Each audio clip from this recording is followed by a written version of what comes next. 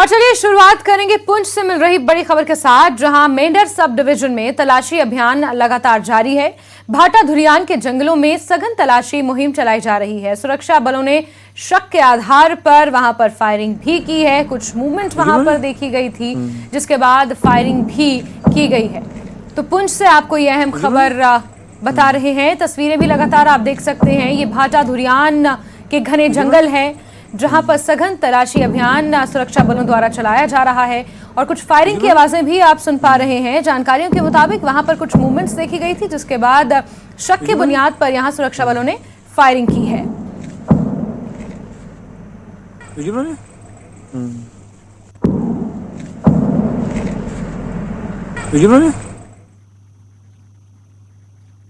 जयप्रकाश को 22 साल की कैद के बाद हाल ही में रिहा कर दिया गया है।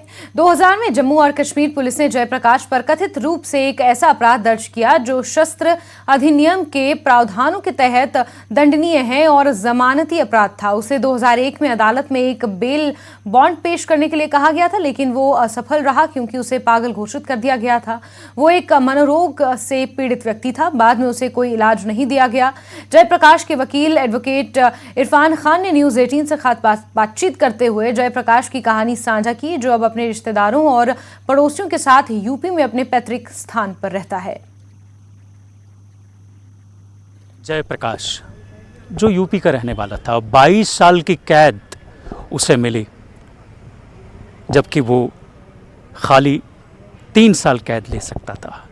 इस ज़िम्न में बात करने के साथ है हमारे साथ इरफान खान एडवोकेट, जो इसके बारे में हमें पूरी जानकारी देंगे। इरफान साहब, आपका खैर मकदम है न्यूज़ 18 में। आप मुझे बताइए, जो जयप्रकाश है वो किस केस में मुलव्वस था और क्या हुआ था, कहाँ हुआ था? देखिए, इसमें जयप्रकाश की जो 2000 की स्टोरी है वो तो एक्चुअली मुझे ही मालूम नहीं हुआ क्या बेचारे के साथ।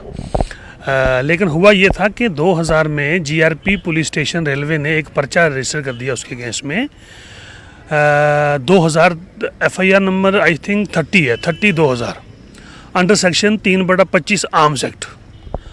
आर्म्स एक्ट जो 3/25 में लगाए गए, उसमें ये इन्होंने, जो पुलिस ने ये क्लेम किया कि इससे हमने ये प्लेटफॉर्म पे घूम रहा था नंगे पाँव, और हमने इसको जब तलाशी ली इसकी, तो इसके जेब में से 34 जो है वो लाइव राउंड जो है वो निकले, राउंड AK-47 के बुलेट जिंदे, वो पकड़े हमने इससे। तो जब्ती डाल दी। फिर जब इन्होंने पूरा इन्वेस्टिगेट किया मैटर करने के बाद में ये इनको आईओ को खुद अपने जो चार्जशीट थी उसमें आईओ ने फाइंडिंग दे दी कि ये जयप्रकाश जो है ये बंदा थोड़ा पागल किस्म का दिखाई दे रहा है। ये अपना नाम, अपना एड्रेस हमें कुछ बता नहीं रहा, कभी कुछ कह रहा है, कभी कुछ कह रहा है। हमें लगता है ये पागल है, लिहाजा इसका हमें मेडिकल चेकअप करवाना कंपलसरी हो गया है। उसके बाद भी आईओ ने फाइंडिंग देने के बावजूद भी आईओ ने इस आदमी का चालान कोर्ट में पेश कर दिया। जब चालान कोर्ट में पेश किया है, जब जज साहब ने फाइल देखी, उन्होंने बोला भाई ये तो बंदा पागल है, आप एक काम करो, इसको आप दोबारा मेडिकल चेकअप करवाओ। मेडिकल चेकअप करवाने के बाद आप हमें रिपोर्ट पेश करो, क्या उनका ओपिनियन रहता है डॉक्टर्स का। बोर्ड एक बना गया। फिर इन्होंने क्या किया, बोर्ड चेक करवाया। बोर्ड ने भी यही फाइंडिंग दे दी कि ये बंदा ट्रायल के काबिल नहीं है, आप इसका ट्रायल बंद कर दो। कोर्ट ने फिर फर्दर इसको ऑर्डर दे दिया कि आप एक काम करो कि आप इनको GMC जम्मू में साइकेट्रिक डिपार्टमेंट में इसको एडमिट करवा दो फॉर हिज ट्रीटमेंट। जब ये कंप्लीट ट्रीटमेंट होने के बाद ठीक हो जाएगा, फिर आप हमें प्रोसेस बताइएगा, फिर हम इसका दोबारा ट्रायल जो है वो जगा लेंगे।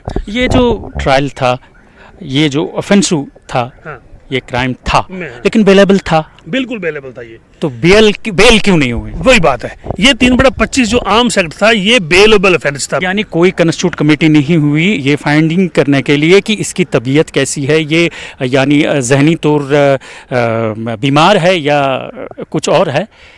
तो कोर्ट ने ऐसी कोई, मतलब उन्होंने कमेटी तश्कील नहीं दी इसके लिए। हाँ। तो उसके बाद कोई पेशरफ्त हुई किसी तरीके से?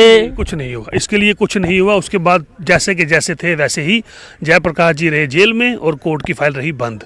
अब 14 से लेके आज 22 है। अब जब हमारे प्रधानमंत्री जी ने एक ये आज़ादी का महोत्सव निकाला, इसमें ये बात जो पुराने कन्विक्टेड लोग हैं जिनकी सजाएं पूरी हो चुकी हैं तब भी अंदर हैं, उनको बाहर निकाल देंगे। उनमें इसका नंबर भी आ गया। अब उसका वहाँ पे बाप बेचारा बूढ़ा है, बहन मर गई है, भाई मर गया, माँ मर गई उसकी, इसी गम में कि हमारा लड़का गया कहाँ। तो पागल बंदे को इन्होंने एज ए मुलजुम बना के जेल में डाल दिया खामखा। और मैं ये कहता हूँ कि पता नहीं ऐसे बंदे कितने वहाँ बैठे होंगे जिनको पूछने वाला नहीं है, कुछ भी नहीं है। तो अब जो ये क्लेम की पिटीशन है और जो इस पे इंक्वायरी बैठेगी, जो डिसाइड होगा कि कौन इसके लिए गिल्टी था, वो अभी हाई कोर्ट में पेंडिंग है। ये रिप्लाई फाइल कर रहे हैं, वहाँ पर करेंगे, उसके बाद देखेंगे हम। नीचे वाला जो चालान है इसका चार्जशीट वो अभी चल रहा है, वो भी पेंडिंग है, वो हम यहाँ से बंद करवाएंगे, कुछ करेंगे। लेकिन कुल मिला के ये है कि बेचारा जो आदमी था उसकी ज़िंदगी जो 22 साल है वो तबाह होगी, और वो लास्ट में यहाँ से चला गया। कल परसों आपने देखा होगा घर चला गया वो। इरफान साहब, हमारे साथ बात करने के लिए बहुत बहुत शुक्रिया। चलिए आगे बढ़ेंगे खबरों में। कश्मीर